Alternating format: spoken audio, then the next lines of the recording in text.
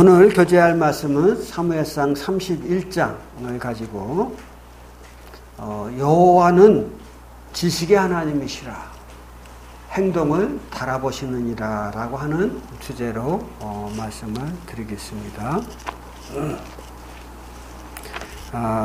사무엘상 31장을 다 함께 펴서 보십시다.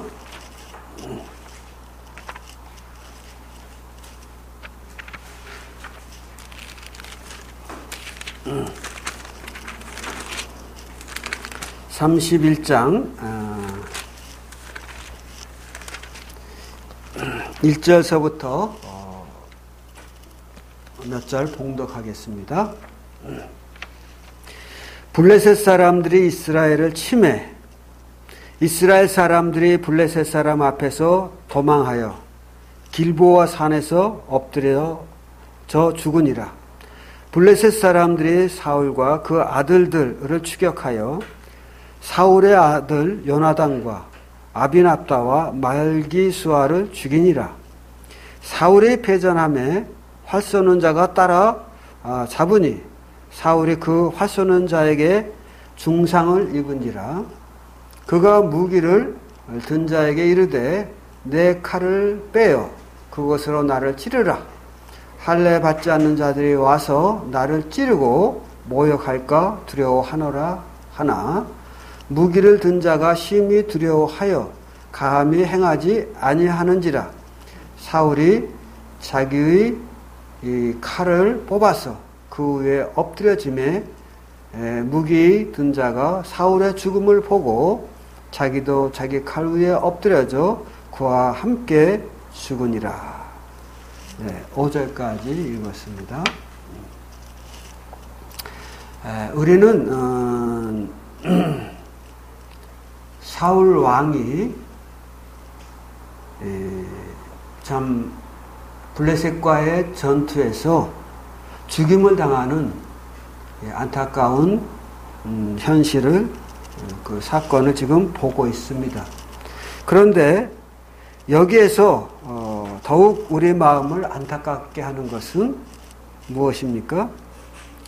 사울만 죽은 것이 아니라 2절에 있는 대로 사울의 아들 요나단 또 다른 아들 아비납다 말기수아 세 아들이 전부 사울과 죽임을 당합니다. 두 아들에 대해서는 우리가 잘 알지 못하지만 요나단은 하나님을 경외하여 전쟁의 승리를 이끈 믿음의 용사이기도 했습니다마는 이 31장에서 사울과 함께 전쟁에 나갔다가 그만 죽고 많은 이런 안타까운 현실을 보게 되는 것이죠. 우리는 이런 것을 보면서 왜 사울이 참 하나님의 축복 가운데 선택되어지고 그리고 왕으로 등극하여 참 이스라엘을 여러 이방 민족으로부터 전쟁에서 구원한 이런 용사로서 시작이 되었는데 왕으로서 시작되는 이런 아름다운 모습을 보였는데 그의 마지막이처럼 적군에 의하여 비참하게 죽는 그것도 세 아들과 함께 죽는 이런 결과를 맞이하게 되는가. 그리고 우리는 참 여기 그 4장에서 사울이 그런 말을 하죠. 자기 무기든 자에게 말하기를 참 할례 받지 않은 자들이 자기를 모욕할까 두려우니 나를 죽이라 이렇게 말을 하죠. 즉 그는 살아서 마치 삼손이 블레셋과의 싸움에서 포로가 되었을 때 블레셋 사람들에 의하여 많은 모욕을 겪는 경우를 보잖아요. 아마 그런 것들을 생각해서 그랬는지는 모르지만 어쨌든 이 블레셋 사람들에게 살아서 모욕받는 것이 심히 두렵다고 하면서 자기를 죽여줄 것을 요구하죠. 무기 든 자가 그 일을 실행하지 않으니까 스스로가 자기 칼에 자기 몸을 던져서 자살하는 이런 모습을 보게 됩니다. 그러나 우리는 8절에서 블레셋 사람들이 전쟁에서 승리한 이후에 이스라엘 사람들의 전리품을 취하기 위하여 이스라엘 사람들의 시신들을 벗기다가 그들의 갑옷과 그들의 무기와 이런 것들을 이제 취하다가 보니까 사울과 그 세 아들이 죽은 것을 발견했다 그 말이에요.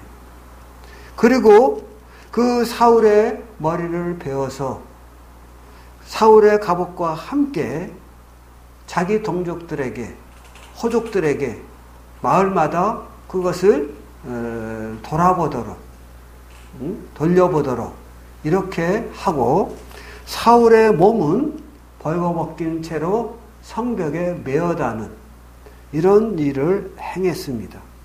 그러니까 비록 그가 살아서 참 모욕과 수치를 당하지는 않았다 할지라도 죽어서 목이 베이고 그리고 그의 머리와 더불어 그의 갑옷이 모든 블레셋 방백들에게 열람되어지는 이런 모습, 그리고 그의 몸은 참 여기 있는 대로 성벽에 메어 달려 참 부끄러움을 당하는 이런 수치와 모욕을 겪게 되는 것이죠. 그래서 이런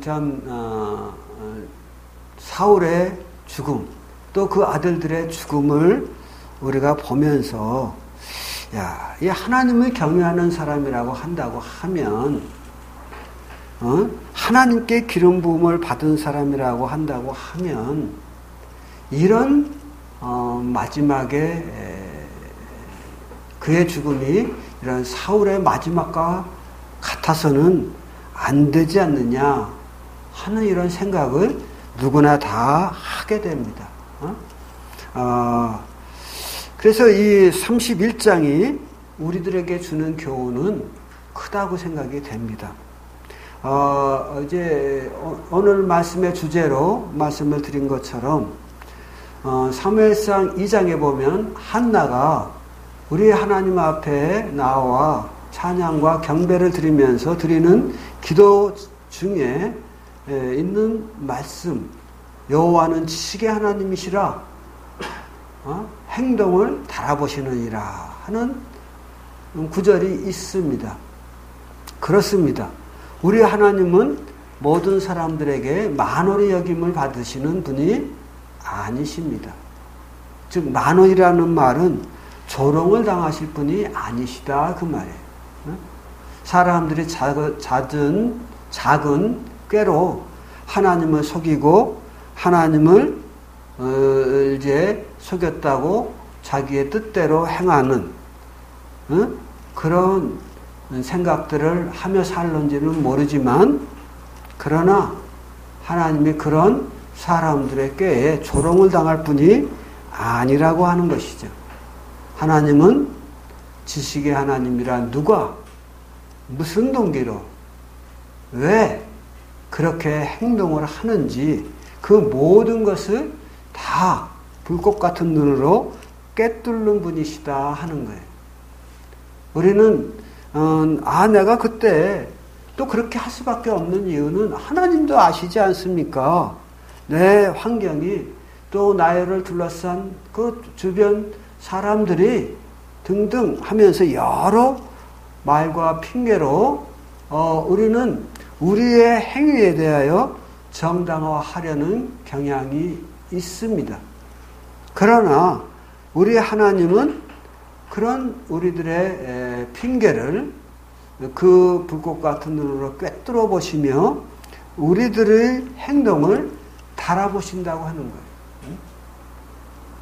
결코 우리들에게 만홀히 여김을 당하시는 분이 아니시다는 거예요. 갈라디아서 말씀처럼 육으로 식는 자는 육으로부터 썩어질 것을 거두고 성령으로 식는 자는 성령으로 말미암아 영원한 생명으로 인한 여러 신령한 복들을 거두게 된다고 하는 것을 말씀하고 있는 것이거든요. 그래서 우리는 사울이처럼 저가 두려워하고 결코 자기 생애에서는 일어나기를 원치 아니하는 마지막의 삶의 모습, 그것을 저가 보고 싶지 않아서 스스로 비록 저가 중상을 입기는 했으나 죽지는 않았거든요. 그런데 저가 그런 모욕을 당하고 싶지 않아서, 수치를 당하고 싶지 않아서 스스로 자살을 택합니다마는, 그러나 그는 어떻게 됩니까? 목의 배임을 당해서 원수의 모든 방백들에게, 방백이라고 하는 것은 고관이에요. 높은 직위에 있는 사람들, 우리 역사적인 표현을 쓰자고 하면 호족들, 그 지방의 유력한 사람들 말하는 거죠. 그런 사람들에게 다 돌림을 당하며 그가 이렇게 죽었다 하는 것을 참 보여줄 수밖에 없는, 어떤 모습으로? 당당한 모습으로 아니고 목 베어진 머리가 그의 위엄을 자랑하던 그 갑옷과 함께 돌려져 보일 수밖에 없는 그런 수치를 당했다고 하는 거예요. 뿐만 아니라 그의 시신은 벳산 성벽에 못 박혀 모든 사람들이 볼 수 있도록 처참한 모습으로 성벽에 못 박혀 매달려 있어야만 했다고 하는 것이죠.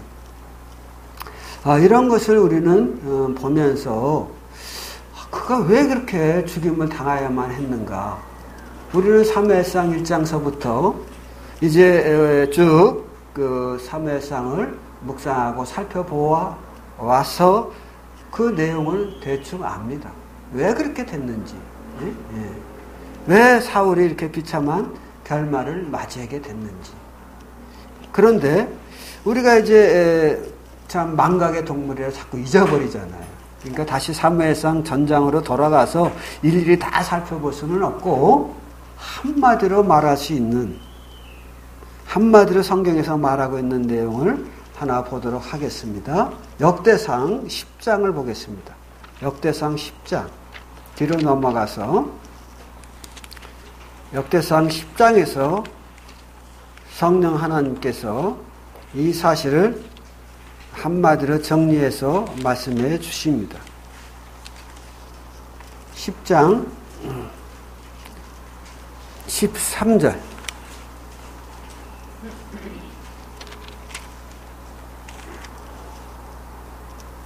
13절에 보면 사울이 죽은 것은 여호와께 범죄하였기 때문이다. 그러면서 구체적으로 설명을 해요. 그 범죄가 무엇인지.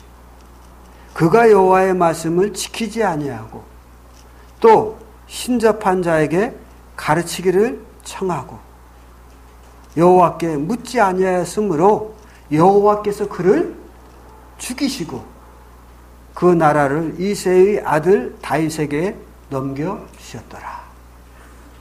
다윗이 참 사울 왕이 왜 죽었어요? 여호와께 계속해서 범죄했기 때문이라. 그 범죄라는 건 뭐냐? 첫째, 하나님의 말씀을 지키지 않았기 때문이다. 사울이 어떤 하나님의 말씀을 지키지 않았을까요? 제가 생각해 볼 때 사울은 그 왕이 된 이후로 저가 겸손함을 유지했습니다마는 그러나 모압이라든지 암몬이라든지 이런 족속들과의 전투에서 하나님의 도우심으로 인하여 승리를 이어가자 마음이 높아졌습니다. 그래서 한 번은 블레셋과의 싸움에 나가게 됐습니다. 근데 이제 그 전의 전투와 달리 블레셋 사람들이 한마디로 말하면 바다의 모래알같이 많은 거예요. 수를 셀 수가 없이 많은 거예요. 그래서 그 사울이 하나님 앞에 제사를 올리고 우리를 도와주십사고 아뢰고 즉 하나님 앞에 예배를 올리고 전투를 해야 되겠다 라고 생각을 합니다. 그래서 어제 사무엘에게 우리를 위하여 하나님 앞에 이제 그 제사를 올려주십시오 라고 부탁합니다. 그러자 사무엘이 내가 언제까지 가마 이렇게 말씀을 했습니다. 그런데 사무엘이 얼른 오지를 않는 거예요. 오기로 한 마지막 날이 되었는데 그 사울 마음이 조급한 거예요. 이 사무엘이 와야 되는데 왜 안 오지?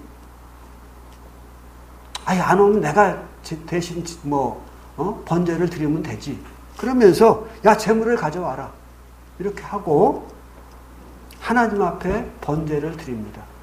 번제를 드리고 막 번제단에서 내려오는데 사무엘이 온 거예요. 그래서 사무엘이 사울에게 말을 하죠.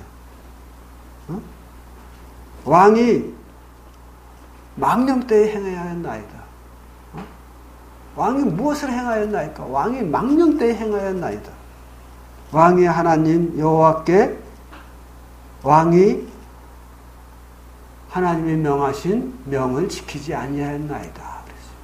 무슨 얘기냐면 제사는 레위 족속, 특히 아론 계열의 족속만이 제사를 드릴 수 있는 거예요. 즉 사무엘만이 당시에는 예배를 드릴 수가 있었어요. 그런데 사울 왕은 아론 족속은 물론 아니거든요. 아론 계열인 네 지파도 더더욱 아니었어요. 그는 어떤 지파였냐? 베냐민 지파였어요. 그러므로 제단 앞에 나아가 제를 드리는 일에는 전혀 자격이 없는 자였어요. 그러나 그가 그런 하나님의 말씀을 모르는 바가 아닌데 하나님 말씀 무시하고 누가 올리면 어떠냐 그러고 하나님 앞에 예배를 드린 거예요. 이것이 어떤 행위일까요? 교만한 행위예요. 하나님의 말씀을 하나님 보는 앞에서 무시하는 거예요. 아까 말씀드렸죠. 하나님은 지식의 하나님이라 우리의 행동을 달아보신다. 사울 왕이 왜 이렇게 행했어요? 하나님의 말씀을 무시하는 거예요. 하나님께서 그 아론 계열의 사람들이 예배를 드려야 된다고 분명히 레위기서를 통해서 말씀하셨음에도 불구하고 그것을 왕이 모르는 바가 아니지만 자기는 베냐민 지파이기 때문에 하나님의 제단에 나아갈 수 없다고 하는 것을 분명히 알았음에도 불구하고 왕인 내가 못할 게 뭐 있어 라는 교만한 마음을 가지고 저가 제사를 드린 것이죠. 왕이 행한 것이 무엇입니까? 왕이 망령 때 행했나이다 라고 말하죠. 당신이 늦게 왔기 때문에 늦게 온 게 아니에요. 그날까지 오겠다고 했는데 사울이 조급해서 자기의 불안한 마음을 달래기 위해서 제사를 드렸던 거거든요. 그때쯤에 정오였어요. 사무엘이 와서 당신이 무엇을 행했나이까? 라고 지적을 하는 것이죠. 사실 우리가 하나님 앞에서 행할 수 있는 모든 행위는 하나님의 은혜로 말미암아 우리에게 주어지는 것이지 우리가 자격이 있어서 행하는 것이 아닙니다. 그런데 마치 우리가 자격이 있어서 행하는 것처럼 행동할 때 우리의 마음을 살펴보면 그것은 우리 마음이 높은 데 있기 때문에 그런 생각을 한다는 것이죠. 그런데 하나님은 우리가 어떠한 동기에서 어떠한 마음의 자세를 가지고 행동하는지를 다 살펴보시는 그런 분이시다라고 하는 것이죠. 뿐만 아니라 사울은 교만한 마음만 있었던 것이 아니라 불순종하는 악한 마음도 가지고 있었어요. 그것은 이제 아까 말씀드린 블레셋과의 전투는 사무엘상 13장에 나타나는 사건인데요. 그 후로 아말렉과의 전투에서 하나님께서는 명하시죠. 15장에서 사무엘상 15장에서 아말렉을 완전히 진멸하라. 짐승까지 완전히 진멸하라. 라고 말씀하셔요. 그러나 사울 왕은 그와 같은 명령을 받고 아말렉을 쳤습니다마는 하나님의 말씀대로 아말렉을 진멸한 것이 아니었어요. 살려줬어요. 아말렉 사람들을 살려주고 심지어 왕을 살려주었어요. 그들이 가지고 있던 짐승들도 다 살려주었어요. 이런 경우를 봅니다. 그래서 하나님께서 사무엘에게 말씀하기를 내가 사울을 왕을 세워 왕을 삼은 것을 내가 후회한다. 왜? 저가 내 말을 버렸기 때문이다. 내 말을 버렸다고 하는 것은 하나님의 입장에서 점잖게 말씀하는 거죠. 내 말을 버렸다는 것은 그건 뭘 버렸다는 거예요? 하나님을 버렸다는 거예요. 내가 사울을 왕으로 삼은 것이 후회하는데 왜? 저가 교만하여 내 말을 지난번 블레셋 전투에서는 내 말을 버려 내 말에 불순종하여 지멋대로 하나님 앞에서 교만히 행하더니 이제는 하나님께서 분명하게 진멸하라고 분명하게 말씀하시고 저를 도와서 진멸할 수 있도록 해 주었건만 아말렉 사람들을 살려줬다는 거예요. 살려주되 한두 명 살려준 게 아니에요. 우리가 사무엘상 30장에 보면 아말렉 사람들이 시글락을 침공하죠. 그래서 다윗에게 속한 모든 집들을 그 마을을 다 불태우고 다윗에게 속한 모든 가족들을 다 포로로 잡아갑니다. 그래서 이제 다윗이 하나님께 묻고 자기 가족들을 구원하기 위해서 아말렉을 쫓아가죠. 사흘길을 쫓아가서 아말렉을 여기 먹고 마시고 취하여 즐길 때 공격을 해서 자기 가족들을 구원해냅니다마는 그때 아말렉 사람들 중에 청년들이 낙타를 타고 도망간 청년들만 몇 명이냐? 400명이었어요. 미처 몸이 좀 둔하여 나이가 들고 몸이 둔하거나 어리고 이래서 죽어간 아말렉 사람들, 술 취하여 다윗의 손에 의하여 죽어간 사람들은 제외하고 그래도 잽싸게 술 취했을지라도 잽싸게 다윗의 공격을 피하여 도망갈 수 있는 사람만 400명이었으니 도대체 사울 왕이 살려놓은 아말렉 사람이 도대체 몇 명이나 되는 거냐 이런 거지.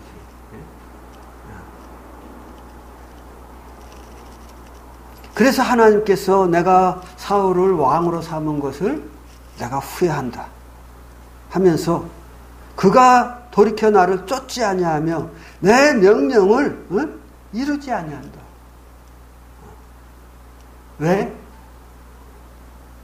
행동을 달아보시는 지식의 하나님이 말씀하시기를 저가 나를 버렸기 때문이다 라고 말씀하시는 거예요. 응? 그의 불순종이 어디서 나온 거라고요? 하나님을 버렸다. 그뿐만 아니라 우리는 사무엘상 28장에서 사울 왕이 신접한 자를 찾아가는 것을 보잖아요. 그래서 신접한 자에게 물었어요. 여기 말씀하시잖아요. 여호와의 말씀을 지키지 아니했을 뿐만 아니라 13절에서 또 신접한 자에게 가서 가르침을 청하고 여호와께 묻지 아니했다. 이렇게 나오죠. 아니 그 28장에 보면 사울이 하나님께 물었잖아요. 물었는데 하나님께서 꿈으로도 또 또 도구, 여호와께 묻는 도구인 그런 우림으로도 또 선지자로도 대답하지 아니하셨다고 하지 않았습니까? 하나님이 말씀 안 하시놓고는 대답지 아니해놓고는 사울이 여호와께 묻지 아니하였다고 말하면 좀 어폐가 있는 거 아닙니까? 이렇게 생각이 되잖아요. 근데 이제 이게 한글로는 그게 표현이 안 되는데 저도 사실 그게 조금 궁금했거든요. 그래서 이 책 자체를 막 찾아봤어요. 그랬더니 한 곳에 그런 설명이 있더라고요. 히브리 원어에 보면 사울이 하나님께 물었다라는 말은 그냥 그의 행동을 보이는 행동을 기록해 놓은 거라는 거예요. 그러나 그 기록해 놓은 그런 물었다라고 하는 동사라는 거예요. 일반적인 동사. 그런데 신접한 자에게 가서 가르침을 청하며 물었다고 하는 것은 간절한 마음으로 정말 내가 정말 도움이 필요합니다라고 마음을 다해 묻는 그런 동사가 쓰여졌다는 거예요. 그래서 여호와께 물었다는 동사와 신접한 자에게 물었다고 하는 동사가 다른 단어라는 거죠. 그러니까 다른 말로 표현하면 아플레셋 사람들이 쳐들어오니까 사울 왕이 이거 어떻게 하냐? 또 저렇게 많은 사람들이 쳐들어와서 이거 이번에 내가 죽을지 살지 어떻게 될까? 이런 생각이 드는 거예요. 근데 우리들이 그 사건에서 보았듯이 이미 사울 왕은 제사장들의 80몇 명을 다 죽였고, 또 그 제사장을 도와서 같이 살아가는 높 땅에 있는 모든 거민들을 다 죽여버렸거든요. 그래서 물을 사람이나 있었는지 모르겠어요. 근데 어디 물어봐야긴 해야 되겠는데 앞일에 대해서 자기가 죽을지 살지 전쟁이 승리할지 실패할지 물어봐야 되겠는데 물어볼 사람이 없는 거지. 그래서 누구한테 아마 말했는지 모르겠어요. 야, 저 하나님 앞에 한번 물어봐라. 이 전쟁이 어떻게 될는지. 이런 투로 하지 않았는가 싶어요. 물어본 건 물어본 거지. 그렇지만 그것은 못마땅한 거야. 하나님께 나아가서 물어본다고 하는 자체가 귀찮은 건데 또 안 할 수는 없고 그래도 하나님을 섬기는 이 백성의 왕인데 그러니까 하나님 앞에 한번 물어봐. 이런 지극히 상투적인 일반적인 내용이다 그 말이에요. 그러니까 물어보긴 물어본 거죠. 근데 하나님이 중심을 달아보는 행동을 달아보시는 분이니까 그게 대답을 안 하신 거죠. 왜? 하나님께서는 사람들에게 만홀의 여김을 받으실 분이 아니기 때문에. 그러니까 봐라, 하나님 대답 안 하시는 거 봐. 내가 그럴 줄 알았어. 그게 사울의 마음인 거예요. 하나님 대답 안 하시면 난 방법 없는 것도 아니야. 하고 신접한 자를 찾아간 거예요. 그리고 가서, 우리가 아는 대로, 신접한 자가 거부하잖아요. 왕이 신접한 자들을 찾고 그들에게 묻는 자를 다 죽이기로 했다고 하니까, 아니다. 죽지 않는다. 라고 하면서, 맹세까지 해가면서 그에게 자기의 원하는 바를 이야기하잖아요. 간절히 요구한 거예요.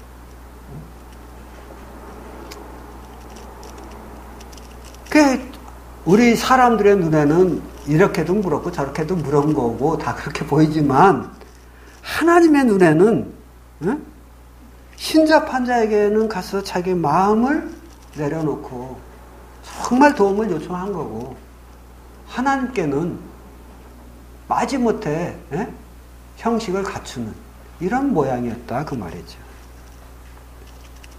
그래서 성경은 말하기를 사울이 신접한 자에게는 가르침을 청하되 여호와께는 묻지 아니하였으므로 라는 말을 하죠. 처음에는 블레셋 사람과의 모습에서 교만한 마음을 갖고 행동을 하며 그 교만한 마음이 더 자라서 어떻게 돼요?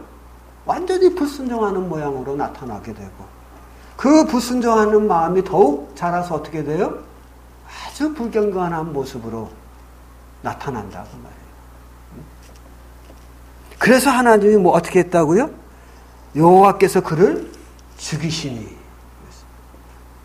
우리가 사무엘상 31장에 나타난 사건을 보면 사울이 블레셋과의 전투에서 나가서 열심히 용감히 싸우다가 그만 전사하고 말았구나. 이렇게 볼 수 있는 내용이지만 그래서 그 사울이 정말 나라를 지키기 위하여 백성을 지키기 위하여 자기의 아들들과 용감히 싸우다 죽었다. 이렇게 볼 수 있는 내용이지만 역대상 10장에서는 뭐라고 그랬어요? 여호와께서 그를 죽이셨다는 거예요. 여호와께서. 왜? 교만하고 불순종하고 불경건한 그라여 귀신에 사로잡혀 행동하는 그를 하나님께서 더 둘 수가 없어서 그를 죽이고 다윗에게 왕권을 넘기기 위하여 그를 죽였다고 말합니다. 그러므로 우리는 이와 같은 말씀을 대하면서 오늘날 우리는 모든 성경에 기록된 것이 우리의 교훈을 위하여 기록된 것이라고 하는 말씀을 기억하면서 그럼 우리는 어떤 교훈을 받아야 되겠느냐 하는 거지. 나는 혹시 교만한 마음을 갖고 있지는 않은지. 네? 하나님 말씀 있지만 하나님 말씀 어떻게 다 지키냐? 하나님께서 분명하게 나에게 하나님 말씀을 다 이 시간에 내가 나에게 이야기하는 건 아니죠. 그러나 우리가 어떤 기로에 섰을 때 하나님께서 어떤 말씀을 딱 생각나게 한다 그 말이에요. 응? 그런데 내가 생각하기를 그런 말씀 다 순종하면서 어떻게 살아? 지금 당면한 내 발 앞에 떨어진 이 불을 꺼야 될 거 아니야? 라고 생각하면서 우리가 사울처럼 교만히 행동할 수 있을지 모르겠어요. 또 불순종할 수 있을지 모르겠어요. 더 나아가서 죄악을 범하는 것을 넘어서서 불경건한 자들과 함께하면서 하나님이 미워하시는 자들과 함께하면서 우리들이 우리의 생을 허비하고 있는지 모르겠어요. 그런데 하나님께서 다른 사람은 몰라도 쉽게 말하면 남편은 몰라도 아내는 몰라도 자식들은 몰라도 하나님은 아신다 그 말이에요. 왜? 그 하나님은 전지하시는 하나님이시니까. 우리의 안고 일어섬을 아시니까. 나의 마음의 생각이 어떤 흐름으로 흘러가고 있는지 아시는 분이시니까. 우리의 행동을 달아보신다는 거예요. 일찍이 다니엘서 5장에 보면 벨사살 왕에 대해서 나옵니다. 저가 느부갓네살 왕의 그의 선조인 느부갓네살 왕의 행위를 다 알고 있어요. 여호와께서 느부갓네살 왕이 교만히 행할 때 하나님이 그를 쳐서 정신을 잃게 하고 짐승과 같이 살아가도록 하셔서 7년간을 광야에서 이슬을 맞으며 살아가도록 만들었다는 걸 알아요. 그럼에도 불구하고 벨사살 왕이 어떻게 합니까? 이스라엘 성전에서 하나님 앞에 드려진 금잔을 사용해서 또 기구들을 사용해서 술을 마시면서 하나님을 모독합니다. 그때 하나님께서 하나님의 팔을 내밀어 벽에다 글을 쓰시죠.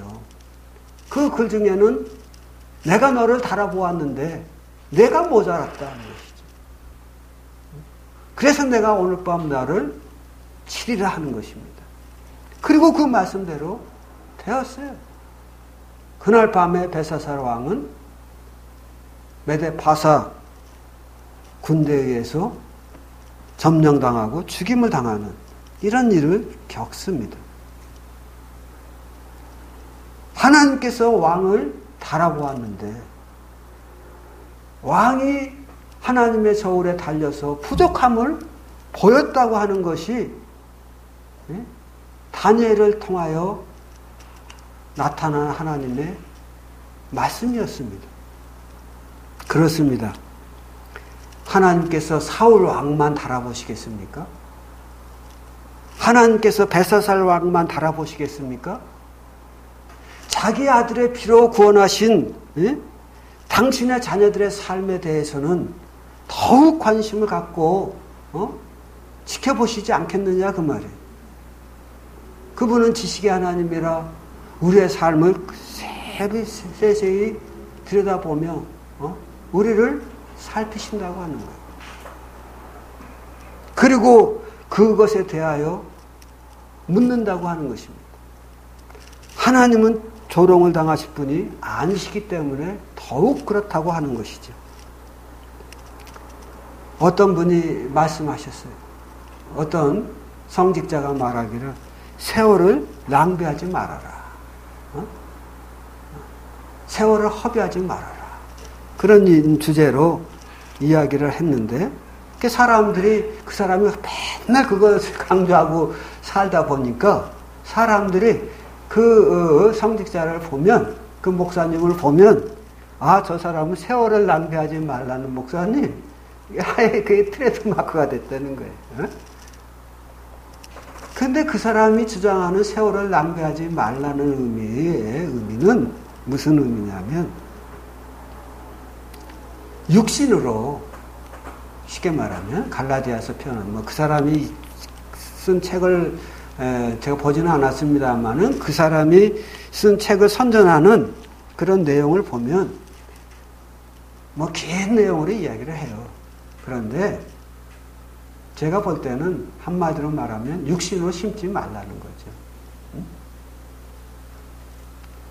우리가 주님 앞에 서서 그 만주의 주, 심판주이신 주님 앞에 서서 재판을 받게 될 터인데 그때 우리가 내가 세상에서 무엇을 하였느냐, 내가 너를 기뻐 구원하였고 내가 그 구원한 이후로 내가 그 예수 그리스도의 생명을 가지고 살기를 원했는데 내가 살아온 인생은 무엇이냐 한번 내놔봐라. 그러면 우리가 육신의 열매를 쭉 늘어내놓고 설명할 거냐 그 말이지.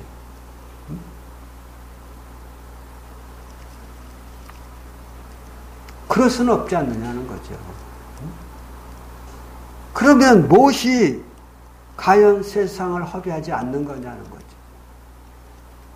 한 여인이 자기에게 가진 값비싼 향유, 1년치 임금에 해당하는 값비싼 향유를 부어 예수님의 장사를 예비했어요.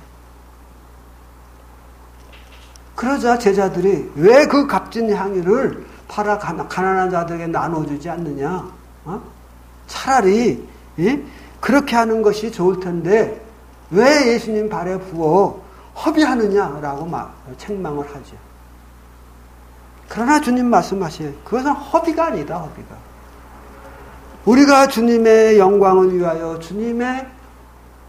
우리 주님께서 허락하신 생명을 따라 성령을 쫓아 행한 모든 행위는 영원히 남는 것이다. 영원히. 우리가 그런 점을 생각해야 합니다. 저는 사도행전 11장을 수요일날 함께 공부하면서 우리가 그 바나바가 안디옥 교회 성도들에게 하신 말씀을 가지고 교제를 했습니다. 그 바나바가 안디옥 교회에 와서 안디옥 교회에 구원받은 성도들을 보고, 특히 그 성도들은 이방인이잖아요. 이제 막 세워진 교회잖아요. 비판적으로 보자고 하면 얼마나 많은 허물이 보였겠습니까?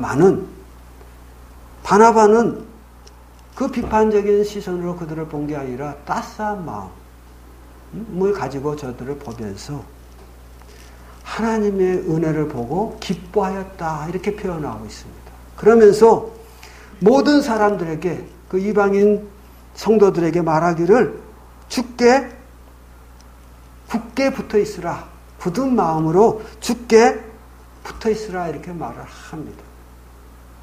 정말 우리는 시작은 좋았지만 그 끝이 정말 비참했던 사울과 같이 되지 않으려고 하면 어떻게 해야 될까요?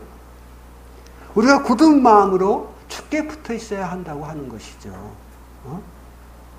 그러면 굳은 마음으로 주께 붙어 있는 것은 도대체 무엇이냐 하는 것이죠. 어떻게 하는 것이 굳은 마음으로 주께 붙어 있는 거냐? 주님께서 주신 그 말씀은 뭐냐면 사도행전 2장 42절 말씀이에요. 하나님 말씀을 가까이 하고 성도들과 교제하기를 기뻐하고, 예배로서 하나님과 하나 되기를 즐거워하며 기도로서 우리가 하나님 앞에 온전히 서는 것이다 하는 것이죠. 우리가 하나님 말씀 매일매일 읽습니까? 뭐 다 아는 내용인데 뭐. 그리고 우리 넘어가는 경향이 있지 않나요? 그러나 우리가 하나님의 말씀을 우리들이 보지 않는 것은 영적인 양식을 먹지 않는 것과 같은 것입니다. 자, 우리가 이제 육신적인 양식을 먹지 않으면 어떻게 됩니까? 기운이 쭉 빠지죠. 한 끼만 안 먹어도 기운이 빠지잖아요. 두 끼 안 먹으면 언제 어쩌라저쩌라 하는 것도 같아요. 두세 끼 안 먹으면 어떻게 돼요? 뭘 하고자 하는 의욕이 안 생깁니다. 그렇지 않나요? 두세 끼 안 먹은 사람 보고 일하라고 그러면 일할 마음이 나냐고요. 나 지금 일할 기운이 하나도 없어 라고 말하지 않겠어요? 여러분들이 하나님의 사람으로서 살아가지 못하는, 하나님의 일꾼으로 일하지 못하는 이유가 무엇입니까? 뭐라고 생각합니까? 너무 바빠서요? 나는 은사가 막 일하는 은사가 아니라서요? 아니에요. 그것이 하나의 핑계는 될 수 있을지 몰라도 매일매일 양식을 먹지 않기 때문에. 뭔 양식? 하나님의 양식을 안 먹으니까 하나님의 일을 할 수 있는 힘이 일어나지를 않는 거예요. 일어나지를 않는 거야. 먹어야 힘이 나는데, 일하고자 하는 의욕이 생기는데 안 먹으니까 영적으로 일하고자 하는 의욕 자체가 일어나지를 않는 거예요. 그런데 그것도 모르고 지내는 게 참 오늘날의 그리스도인들의 모습이에요. 안타까운 것이죠. 시간이 다 돼서 길게 더 말씀을 못 드리고, 분명한 것은 우리가 교제하는 일도 성도들을 기뻐하며, 바나바는 어땠어요? 안디옥 교회 성도들이 이방인들이잖아요. 전에는 상종도 안 하던 사람들이에요. 그들과 대화하는 것 자체가 유대인들에게는 모욕적인 일인 거예요. 그러나 바나바는 그들을 보고 거기서 하나님의 은혜를 보고 기뻐했다 그랬어요. 이게 교제의 마음인 거예요. 우리가 형제를 보고 자매를 보고 기뻐할 수 없다고 하면 이건 병들어 있는 거거든. 문제가 있는 거예요. 우리가 성도를 보고 기뻐할 수 있어야 합니다. 또 우리가 하나님 앞에 나아가 하나님과 하나 되는 예배를 즐거워해야 되죠. 긴 얘기를 하고 싶습니다만은 줄이겠습니다. 마지막으로 기도하는 일에 우리가 힘써야 됩니다. 기도를 기도할 때 우리는 우리 마음에 성령께서 보여주시는 우리의 연약한 점이 보이는 것입니다. 사도 요한은 말합니다. 너희가 너희 죄를 자백하면, 우리가 우리 죄를 자백하면, 그래요. 우리가 기도할 때 우리 마음에 감춰져 있는 작은 것들이 보이는 거예요. 성령의 도우심으로. 죄라고 하는 것들이 보이는 거죠.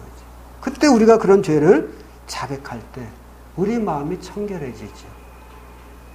그때 우리가 주님의 말씀에 예민하게 반응할 수 있는 힘이 생기는 것입니다. 사울은 그렇게 하지 못했어요. 그래서 무너진 거예요. 우리는 사무엘상 30장에서 다윗이 하나님께 여쭙고 싸워서 승리하는 모습을 보잖아요. 그러나 31장에서 하나님께 묻지 않고 그 신접한 자에게 물어서 싸운 사울의 처절한 패배를 봅니다. 두 개가 잘 이렇게 대비가 되잖아요. 우리는 다윗과 같이 어려움 중에도 하나님을 바라보고 설 것이냐, 아니면 우리가 보이는 환경을 보고 우리의 지혜를 따라 처신할 것이냐, 거기에 따라서 우리의 남은 생애가 비참할 것이냐 아니면 영광스러울 것이냐로 판가름 난다고 하는 사실을 우리는 사무엘상 31장을 통해서 배우게 됩니다. 하나님의 은혜가 우리 모든 성도님들에게 있어서 정말 다윗과 같이 마음의 합한 자가 될 수 있기를 바랍니다. 정말 지식을 달아보는 하나님을 찬양했던 한나와 같이 승리의 삶을 살 수 있기를 바랍니다. 감사합니다.